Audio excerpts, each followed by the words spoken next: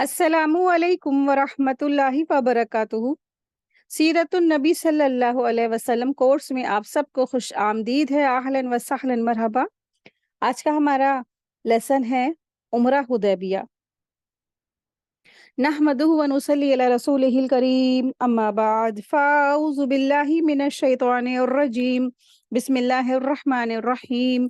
رب اشرح لی صدری ویسر لی امری واحلل عقدۃ من لسانی یفقہوا قولی، ربی زدنا علما۔ اللہم صلی علی محمد وعلی آل محمد کما صلیت علی ابراہیم وعلی آل ابراہیم انک حمید مجید۔ اللہم بارک علی محمد وعلی آل محمد کما بارکت علی ابراہیم وعلی آل ابراہیم انک حمید مجید، آمین یا رب العالمین۔ عمرہ حدیبیہ، یہ جو عمرہ حدیبیہ ہے یہ پیش آیا ذی القعدہ سن 6 ہجری میں۔ تو حدیبیہ ایک دراصل جگہ کا نام ہے، ایک مقام ہے۔ تو حدیبیہ ایک جو پلیس ہے وہ دراصل یہ مکہ سے 9 یا 10 میل کی دوری پر موجود ہے، اور مکہ کو ابراہیم علیہ السلام نے حرام قرار دیا تھا۔ تو حرم کی جو دوری ہے وہ حدود پر ہے۔ تو حرم سے مراد دراصل شہری آبادی ہے۔ تو عمرہ جو حدیبیہ جہاں پہ پیش آیا، یہ حدیبیہ ایک جگہ ہے جو تقریباً مکہ سے 9 یا 10 میل کی دوری پر موجود ہے۔ عمرے کے لیے روانگی اور حدیبیہ میں پڑاؤ۔ مدینہ میں رسول اللہ صلی اللہ علیہ وسلم کو خواب دکھلایا گیا کہ آپ صلی اللہ علیہ وسلم اور آپ صلی اللہ علیہ وسلم کے صحابہ امن کے ساتھ مسجد حرام میں داخل ہوئے اور سروں کو منڈوایا اور قصر کیا۔ تو دراصل آپ صلی اللہ علیہ وسلم کو جو خواب دکھایا گیا، کیونکہ انبیاء کو جو خواب دکھائے جاتے وہ بھی ایک وحی کا ایک طریقہ ہوتا ہے، اور وحی ہوتے ہیں کہ آپ صلی اللہ علیہ وسلم کو جو خواب دکھایا گیا وہ بھی کیا تھا؟ وحی الہی تھا۔ تو آپ صلی اللہ علیہ وسلم نے صحابہ کے جو خواب کی ہے اس کو انہوں نے اطلاع دی، اور یہ بتلایا کہ آپ صلی اللہ علیہ وسلم کا عمرے کا ارادہ رکھتے ہیں۔ گرد و پیش میں جو اعراب تھے ان میں بھی روانگی کا اعلان کر دیا گیا، مگر انہوں نے تاخیر کی، اور ان کا خیال تھا کہ رسول اللہ صلی اللہ علیہ وسلم اور مومنین واپس اپنے گھر کو کبھی نہیں آ سکیں گے۔ دراصل یہ منافقین تھے، کیونکہ مخلص جو صحابہ تھے وہ تو ہمیشہ آپ صلی اللہ علیہ وسلم کے ساتھ رہتے تھے۔ جو منافقین تھے وہ صرف اور صرف فائدوں کے لیے تھے، اور ان کو یہ پتا تھا کہ جو یہ آپ صلی اللہ علیہ وسلم اور صحابہ جا رہے ہیں، دشمنوں کے گڑھ میں جا رہے ہیں، اور ابھی جہاں پہ غزوہ خندق ہوئی اور ابھی وہ لوگ کاٹ مارنے کے لیے تیار ہو کر آئے تھے، واپس انہی کے گڑھ میں جانا تو بہت بڑی جان کا جو ہے جانے کا رسک تھا، جان کو جوخم میں ڈالنا تھا۔ تو یہ منافقین تھے، انہوں نے تاخیر کی اور انہوں نے منع کیا کہ ٹھیک ہے آپ لوگ جائیں، ہم کیا ہے یہی ویٹ کرنے والے، اور ہمارے لیے جو ہے مغفرت کی دعا کر دیجئے اور یہ کر دیجئے وہ کر دیجئے۔ اس لیے انہوں نے ایسے بہانے تراشے، تو اس طرح سے انہوں نے بہانے بنائے۔ لیکن جو مخلصین تھے، مومنین تھے، تو وہ آپ صلی اللہ علیہ وسلم کے ساتھ تیار ہو گئے جانے کو۔ تو ان کا جو رویہ بتایا جا رہا ہے منافقین کا، کہ انہوں نے اپنے جانے میں دیر لگائی اور پھر بعد میں انہوں نے عذر کو تراشا کہ ہمیں ہمارے اموال اور اولاد نے مشغول کر رکھا تھا، لہٰذا ہمارے لیے دعا مغفرت کر دیجئے۔ کیونکہ نا مکہ میں سارے کے سارے دشمنان اسلام رہتے تھے، جو آپ صلی اللہ علیہ وسلم اور صحابہ کے خون کے پیاسے تھے۔ تو یہ جان رہے تھے کہ اب یہ لوگ جائیں گے تو وہاں پر کیا ہے، بچ کے نہیں آئیں گے۔ تو اس لیے بس کیا ہے، منافقین نے کہا کہ ہم تو یہی ہیں اور ہمیں فلاں کام آ گیا ہے، ہمارے بچے ہیں، ہماری فیملی، ہمارا باغ تیار ہے۔ تو تمام طرح کے انہوں نے بہانے تراشے اور پھر نہیں گئے، اور پھر بعد میں ڈھونگ دکھانے کے لیے انہوں نے کہا کہ ہمارے لیے مغفرت کی دعا بھی کر دیجیے ساتھ ہی ساتھ۔ تو رسول اللہ صلی اللہ علیہ وسلم بروز پیر یکم ذی القعدہ 6 ہجری کو 1400 مہاجرین اور انصاری کے ساتھ مدینہ سے روانہ ہوئے، اور اپنے ساتھ قربانی کے جانور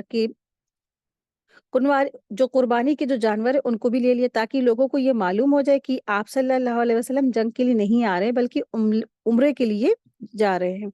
دراصل آپ صلی اللہ علیہ وسلم کہ یہ علامت تھی، مطلب کہ جب وہ ساتھ میں ہدی کے جو قربانی کے جانور لے کر آئے تو یہ ایک علامت کے طور پر تھا، تاکہ آپ صلی اللہ علیہ وسلم یہ ظاہر کرنا چاہ رہے تھے کہ ہم لوگ جو ہے مکہ آ رہے ہیں، جنگ وغیرہ کے لیے نہیں آ رہے، ہم تو اللہ کی عبادت کے لیے آ رہے ہیں اور قربانی کے لیے آ رہے ہیں، تاکہ لوگ جان جائیں کہ ہم لوگ کس لیے آ رہے ہیں، کہ ہم لوگ عمرے کے لیے آ رہے ہیں۔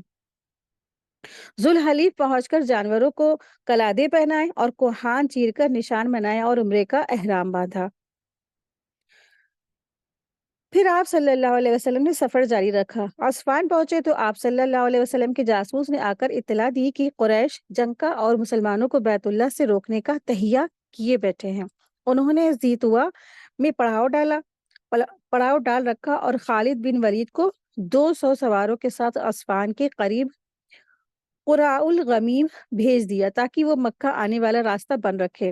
نیز اپنی مدد کے لیے احابیش کو بھی جمع کیا۔ احابیش یعنی حبشی کو کہتے ہیں۔ رسول اللہ صلی اللہ علیہ وسلم نے مشورہ کیا کہ کیا کریں۔ یہ احابیش جو جمع ہوئے ہیں ان کے گھروں پر حلہ بول دے یا سیدھے بیت اللہ کا قصد کرے، اور جو روکے رکھے اس سے یہ لڑے رکھے۔ تو حضرت ابو بکر صدیق رضی اللہ عنہ نے کہا، ہم عمرے کرنے آئے ہیں، لڑنے نہیں آئے ہیں، لہٰذا جو ہمارے اور بیت اللہ کے درمیان حائل ہوا تو اس سے لڑیے۔ رسول اللہ صلی اللہ علیہ وسلم نے اسی رائے کو قبول کیا۔ ادھر خالد بن ولید نے ظہر کی نماز میں مسلمانوں کو رکوع اور سجدہ کرتے دیکھا تو کہا، یہ لوگ غافل تھے، ہم نے حملہ کیا ہوتا تو انہیں مار لیا ہوتا۔ ٹھیک ہے، تو خالد بن ولید اس وقت تک مسلمان ابھی نہیں ہوئے تھے اور وہ مشرکین مکہ کے ہی گروپ میں تھے۔ تو انہوں نے کہا کہ جو مسلمان تھے سجدے میں جاتے تو ٹھیک تھے، ہم لوگ غافل تھے، ان کو ہم قتل غارت کر کے ختم ہی کر دیتے۔ تو اس طرح سے انہوں نے کہا، اور پھر طے کیا کہ عصر کی نماز کے دوران حملہ کریں گے، لیکن اللہ سبحانہ تعالیٰ نے ظہر اور عصر کے درمیان صلاۃ الخوف یعنی حالت جنگ کی مخصوص جو نماز ہے اس کا حکم نازل کر دیا، اور خالد کے ہاتھ سے یہ موقع جاتا رہا۔ دراصل اللہ سبحانہ تعالیٰ کی طرف سے یہ ایک طرح کی مدد تھی، جو سورہ نساء کی آیت میں یہ آیت اللہ تبارک تعالیٰ نے صلاۃ الخوف کی آیت نازل فرمائی۔ اور صلاۃ الخوف میں یہ ہے کہ رکوع بھی نہیں کرتے یا سجدہ بھی نہیں کرتے، یا پھر اس کو ایک رکعت نماز بھی پڑھ سکتے ہیں۔ پھر رسول اللہ صلی اللہ علیہ وسلم اس راستے کو چھوڑ کر ایک دوسرا راستہ اختیار کیا اور مکہ سے نیچے داہنے ہاتھ چل کر سامیۃ المنار پہنچ گئے، جہاں سے حدیبیہ میں اترتے ہیں وہاں پہنچ کر اونٹنی بیٹھ گئی اور لوگوں نے ڈانٹا تو بھی نہ وہ اٹھی، تو لوگوں نے کہا قصوہ اڑ گئی ہے۔ تو آپ صلی اللہ علیہ وسلم نے فرمایا، قصوہ دراصل یہ کون تھی؟ قصوہ رسول اللہ صلی اللہ علیہ وسلم کی ایک خاص اونٹنی کا نام تھا، اس کو قصوہ کہتے ہیں۔ تو اس کا نام کیا تھا؟ قصوہ۔ تو اس سے پتہ چلتا ہے کہ ہمیں اپنی جو چیزیں ہیں، اپنی جو گھر میں جو پیٹس ہیں، تو ان کا نام رکھ دینا چاہیے۔ تو آپ صلی اللہ علیہ وسلم کی اونٹنی کا نام قصوہ تھا۔ تو قصوہ اڑی نہیں ہے اور نہ ہی یہ اس کی عادت ہے، لیکن اس ہستی نے اسے روک دیا ہے جس نے ہاتھی والوں کو روک دیا تھا، یعنی کہ اصحاب الفیل، یعنی کہ اللہ سبحانہ تعالیٰ کی طرف سے یہ قصوہ جو آپ صلی اللہ علیہ وسلم کی اونٹنی تھی وہ رک گئی تھی۔ پھر آپ صلی اللہ علیہ وسلم نے فرمایا، اللہ کی قسم یہ لوگ مجھ سے بھی کوئی ایسے معاملے کا مطالبہ نہ کریں گے جس میں اللہ تعالیٰ کی حرمتوں کی تعظیم کر رہے ہیں، مگر میں اسے ضرور تسلیم کر لوں گا۔ اس کے بعد آپ نے اونٹنی کو ڈانٹا تو وہ اچھل کر کھڑی ہو گئی۔ پھر آپ نے آگے بڑھ کر حدیبیہ میں پڑاؤ ڈال دیا۔ اس کے بعد بدیل بن ورقہ خزاعہ کے ایک جماعت کے ساتھ آیا۔ یہ لوگ رسول اللہ صلی اللہ علیہ وسلم کے خیرخواہ تھے، اور اس نے بتایا کہ قریش آپ سے جنگ کرنے اور آپ کو بیت اللہ سے روکنے کا تہیہ کیے بیٹھے ہیں۔ آپ صلی اللہ علیہ وسلم نے اسے بتایا کہ وہ محض عمرے کے لیے آئے ہیں، لڑائی کے لیے نہیں آئے ہیں، نیز یہ کہ وہ صلح کے لیے تیار ہے، لیکن اگر وہ قریش نے لڑائی ہی پر اصرار کیا تو آپ صلی اللہ علیہ وسلم اس وقت تک لڑتے رہیں گے جب تک کہ آپ کا تن سر سے جدا نہ ہو جائے یا اللہ تعالیٰ کا حکم نافذ نہ ہو جائے۔ وہ محض عمرے کے لیے آئے، لڑائی کے لیے نہیں، نیز یہ کہ وہ صلح کے لیے تیار ہے، لیکن اگر قریش نے لڑائی ہی پر اصرار کیا تو آپ اس وقت تک لڑتے رہیں گے جب تک کہ आप कतन सर से जुदा ना हो जाए या अल्लाह ताला का कोई हुक्म नाफिज ना हो जाए। रसूल अल्लाह सल्लल्लाहु अलैहि वसल्लम और कुरैश के माबैन गुफ्त और वह शनीद। बुदैल ने वापस पलट कर कुरैश को ये बात सुनाई तो उन्होंने मक्र बिन हफ्स को भेजा मुकरस बिन हफ्स को भेजा तो आपने उससे भी वही बात कही जो बुदैल से कही थी। इसके बाद कुरैश ने अहबीश के सरदार हुलैस बिन इकरमा को भेजा। जब वो नमूदार हुआ तो रसूल अल्लाह सल्लल्लाहु अलैहि वसल्लम ने सहाबा कराम से फरमाया, ये शख्स ऐसे कौम से ताल्लुक रखता है जो कुर्बानी के जानवर का बहुत एहतराम करती है, लिहाजा जानवरों को खड़ा कर दो। तो आप सल्लल्लाहु अलैहि वसल्लम सबके जो जानते थे कि किसका क्या रवैया है, कौन कैसा है ना, कि आप सल्लल्लाहु अलैहि वसल्लम किसी से जब गुफ्तगू करते थे, बातचीत करते थे, तो उसके बारे में पूछते थे, उसके कबीले के बारे में पूछते थे, उसके रहने के, उसके तौर-तरीके सब पूछते थे। तो लोगों से बातचीत करने का, अच्छा अखलाक से बात करने का, तो ये कुछ अल्लाह की तरफ से क्या होता है, बहुत फ़ायदा होता है। तो इससे आप वसल्लम को मालूम था कि ये लोग हैं, इस कबीले के जो लोग हैं, फला कबीले के लोग हैं, इनकी किस चीज़ की बहुत रिस्पेक्ट करते हैं, जो कुर्बानी के जानवर होते हैं, उनकी रिस्पेक्ट करते हैं। तो आप वसल्लम ने इसीलिए फरमाया था कि ठीक है, लिहाज़ा जानवरों को खड़ा कर दो। जब सहाबा रज़ी अल्लाह ताला अन्हुम अजमईन ने जानवरों को खड़ा कर दिया और खुद भी लब्बैक पुकारते हुए उसका इस्तकबाल किया, तो उसने ये कैफ़ियत देखी तो कहा, सुभान अल्लाह! इन लोगों को तो बैतुल्लाह से रोकना हरगिज़ मुनासिब नहीं है। भला ये क्या है कि जो लख्म वज़ुम और हमीर के लोग तो हज करें और अब्दुल मुत्तलिब का बेटा बैतुल्लाह से रोक दिया जाए, यानी कि जो लख्म व ख़ज़म और हिमियर जो लोग थे, तो ये दूर-दराज़ के इलाके के लोग थे। उनका मतलब ये था कि जब इतने दूर-दराज़ के लोग आ सकते हैं हज उम्रा करने, और जबकि एक वहीं का बाशिंदा है जो मक्के में पैदा हुआ, मक्के में पला-बड़ा, और इतने सरदार जो हैं, इतने उनके बाप बेटे सब सरदाराना जो कबीला, बेहतरीन कबीला, उन लोगों को भला कैसे, उनको कैसे रोका जा सकता है? इस तरह से उन्होंने फरमाया। तो बैतुल्लाह के रब की कसम, कुरैश बर्बाद हुए, ये लोग उम्रा करने आए हैं। कुरैश ने ये बात सुनी तो कहा कि बैठ जाओ, तुम आराबी हो, तुम्हें चालबाजियों का इल्म नहीं है। इसके बाद कुरैश ने उर्वा बिन मसूद सक़फ़ी को भेजा, उसने आकर बात की तो रसूल अल्लाह सल्लल्लाहु अलैहि वसल्लम ने इससे वही बात कही जो बुदैल से कहा था। उसने कहा, ए मोहम्मद सल्लल्लाहु अलैहि वसल्लम, अगर आपने अपनी कौम का सफाया कर दिया, तो क्या आपने पहले किसी अरब के मुतालिक सुना है कि उसने अपनी कौम का सफाया करवा दिया? और अगर दूसरी सूरत पेश आई, यानी आपको शिकस्त हुई, तो मैं आपके गिर्द ऐसे औबाश लोगों को देख रहा हूँ जो इसी लायक है कि आपको छोड़कर वो भाग जाएँगे। यानी कि वो सहाबा की बुराई कर रहा था। सहाबा के बारे में बता रहा था कि आपके इर्द-गिर्द ऐसे जो लोग हैं वो क्या है, औबाश किस्म के, यानी कि मतलब बेकार किस्म के लोग हैं जो आपको वक़्त पे जब मुसीबत आएगी, परेशानी आएगी तो आपको छोड़ के भाग जाएँगे। इस तरीके से वो आप सल्लम से फरमा रहा था, कह रहा था। तो इस पर हज़रत अबू बकर रज़ी ताला अन्हु ने लात की हवाले से ज़लील करते हुए कहा कि हम हुज़ूर सल्लल्लाहु अलैहि वसल्लम को छोड़कर भाग जाएँगे? तो उर्वा अबू बकर रज़ी ताला अन्हु का जवाब ना दे सका, क्योंकि ना अबू बकर ने उस पर कोई एहसान किया हुआ था, इसलिए वो उनकी बात का जवाब नहीं दे सका। तो उर्वा बात करते-करते नबी सल्लल्लाहु अलैहि वसल्लम की दाढ़ी पकड़ लेता है। मुगीरा बिन शोबा रज़ी ताला अन्हु उसके हाथ पर तलवार का दस्ता मारकर कहते हैं, अपना हाथ रसूल अल्लाह सल्लल्लाहु अलैहि वसल्लम की दाढ़ी से परे रख।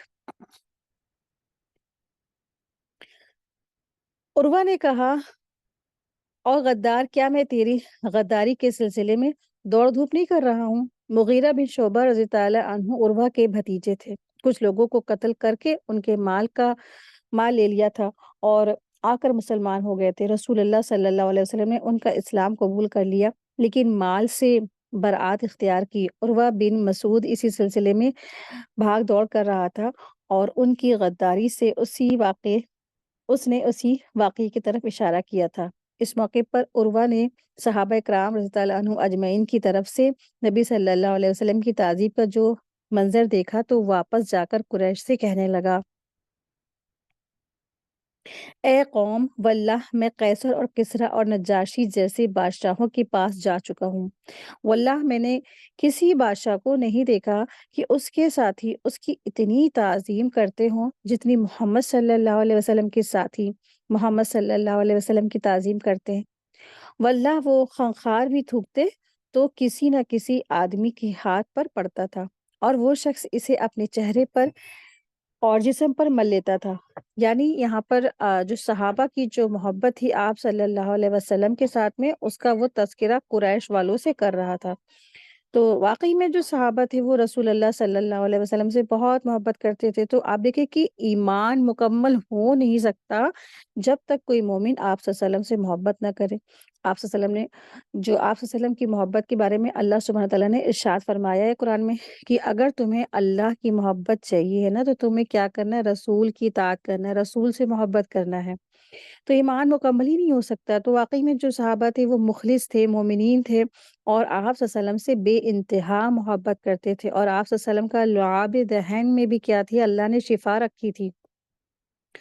تو جب بھی وہ ان کے بارے میں تذکرہ وہ جو شخص کر رہا تھا، کہہ رہا تھا کہ ان کا جو کھنکھار ہے یعنی کہ تھوک ہے، وہ تھوکتے ہیں تو کسی نہ کسی آدمی پہ اگر وہ پڑ جاتا ہے تو وہ جو شخص ہے آس پاس ان کے جو صحابہ رہتے ہیں وہ اپنے چہروں پہ اور اپنے جسم پہ مل لیتے ہیں، اور جب وہ اگر حکم دیتے ہیں تو اس کی بجاوری کے لیے سب سب کے سب وہ دوڑ پڑتے ہیں، اور جب وضو کرتے ہیں تو معلوم ہوتا ہے کہ ان کے وضو کے پانی کے لیے لوگ لڑ پڑیں گے۔ یعنی کہ ہر ایک کو وہ پانی چاہیے ہوتا، پانی تو ہوتا زیادہ زیادہ 1 گلاس یا 2 گلاس ہے نا، اس زمانے میں پانی کی کتنی قلت تھی، تو پانی کے لیے بھی لگتا تھا کہ جیسے آپس میں وہ لوگ جھگڑ پڑیں گے، لڑ پڑیں گے کہ نہیں پانی ہمیں چاہیے، اور اتنی زیادہ محبت تھی صحابہ کو آپ صلی اللہ علیہ وسلم سے۔ اور جب کوئی بات کرتے تھے آپ صلی اللہ علیہ وسلم تو سب اپنی آوازیں پست کر لیتے تھے۔ اللہ کا حکم بھی ہے کہ اے مومنو، اے ایمان والو، جب رسول اللہ صلی اللہ علیہ وسلم تمہیں پکارے، تم سے بات کرے تو اپنی آوازوں کو پست کر لو، اور صحابہ سے بڑھ کر کوئی بھی اللہ کے احکام کو بڑھ کے فالو کرنے والا نہیں ہے۔ زبردست انہوں نے اللہ کے احکامات کو جو ہے نا مانے اور اپنے عمل میں لائے، اور سمیع و اطعنا کیا انہوں نے۔ اور جب بھی آپ صلی اللہ علیہ وسلم کچھ بھی فرماتے تھے تو ان کی اتنی ریسپیکٹ کرتے تھے، اتنی عزت دیتے تھے کہ اپنی آوازیں تک بھی بالکل بالکل آہستگی کے ساتھ بولتے تھے۔ تو ان کی وہ تعریف کر رہا ہے وہ شخص، کہہ رہا ہے اپنی وہ آوازیں پست کر لیتے تھے اور فرط تعظیم کے سبب انہیں بھرپور نظر سے دیکھتے نہیں تھے، یعنی کہ وہ آپ صلی اللہ علیہ وسلم کو صحابہ بہت زیادہ مطلب گھور کر بہت زیادہ دیر تک بھرپور نظر سے بھی نہیں دیکھتے تھے، اتنی زیادہ رسپیکٹ کرتے تھے۔ آپ اگر کسی کی رسپیکٹ کرتے ہیں نا تو اس کی طرف انسان دیکھتا نہیں ہے، ہلکا پھلکا بس دیکھا اور پھر نیچے کر لی نگاہیں، نگاہیں نیچے کر لینا، یہ بھی کیا ہے؟ رسپیکٹ کی نشانی۔ تو اس نے بتایا کہ وہ تو اپنے جو ساتھی ہیں ان سے اتنی رسپیکٹ کرتے ہیں کہ اپنی نگاہوں سے بھرپور دیکھتے تک نہیں ہیں۔ تو انہوں نے تم پر ایک اچھی تجویز پیش کی ہے، لہٰذا اسے قبول کر لو۔ اسی سلسلے گفتگو کے دوران قریش کے 70 یا 80 پرجوش نوجوان کا ہنگامہ آرائی کے لیے رات کی تاریکی میں خاموشی کے ساتھ جبل تنعیم سے اتر کر مسلمان کے کیمپ میں گھس آئے۔ مقصد یہ تھا کہ صلح کی یہ گفتگو ناکام ہو جائے، لیکن مسلمانوں نے ان سب کو گرفتار کر لیا۔ پھر رسول اللہ صلی اللہ علیہ وسلم نے انہیں معاف کرتے ہوئے چھوڑ دیا۔ اس سے ایک طرف تو قریش کے دلوں پر خاصا رعب طاری ہوا، دوسری طرف ان کے اندر صلح کا رجحان اور بڑھ گیا۔ اسی سلسلے میں اللہ تبارک تعالیٰ نے یہ آیت نازل فرمائی، وَهُوَ الَّذِي كَفَّ أَيْدِيَهُمْ عَنْكُمْ وَأَيْدِيَكُمْ عَنْهُمْ بِبَطْنِ مَكَّةَ مِنْ بَعْدِ أَنْ أَظْفَرَكُمْ عَلَيْهِمْ، وہی ہے جس نے بطن مکہ میں ان کے ہاتھ تم سے روک دیے اور تمہارے ہاتھ ان سے روکے، اور اس کے بعد کہ تم ان کے اوپر قابو دے چکا تھا۔ یہ سورہ فتح کی ہے آیت نمبر 24 ہے اس کا نمبر۔ حضرت عثمان رضی اللہ عنہ کی سفارت اور بیعت رضوان۔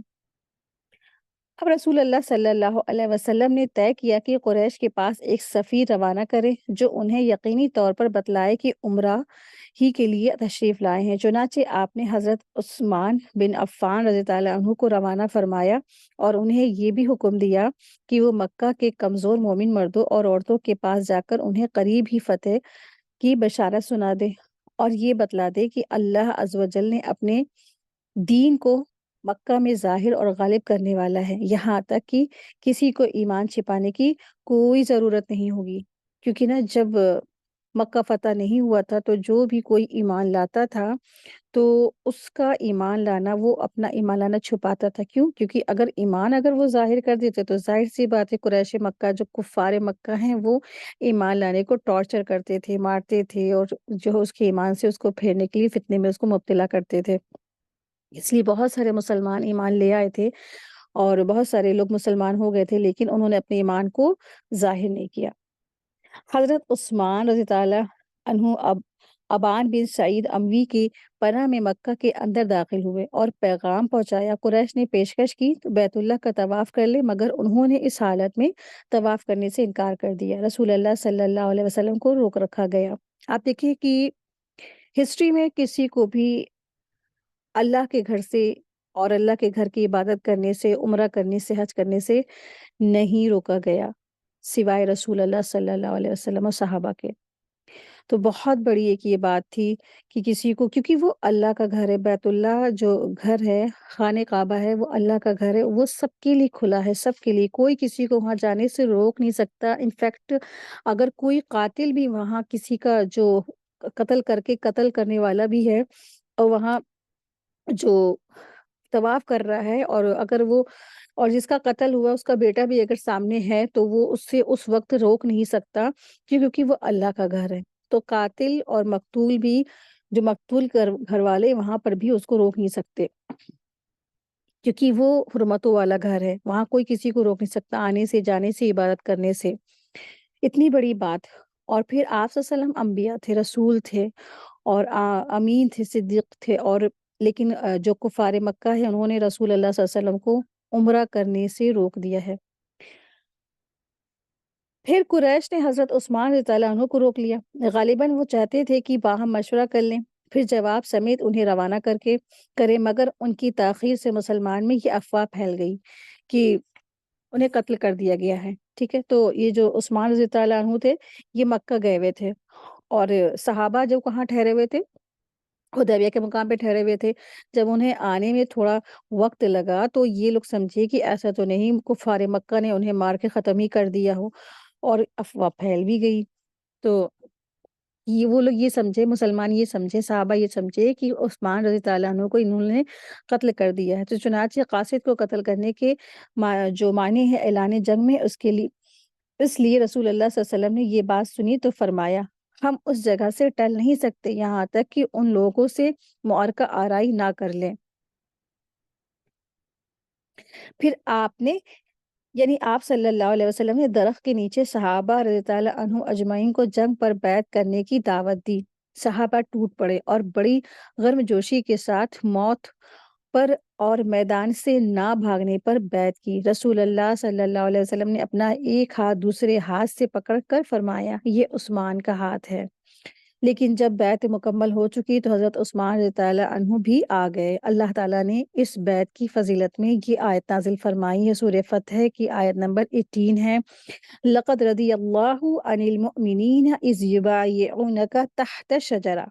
اللہ مومنین سے راضی ہوا جب کہ وہ آپ سے درخت کے نیچے بیعت کر رہے تھے، اور یہی سے اس بیعت کا نام بیعت رضوان پڑ گیا.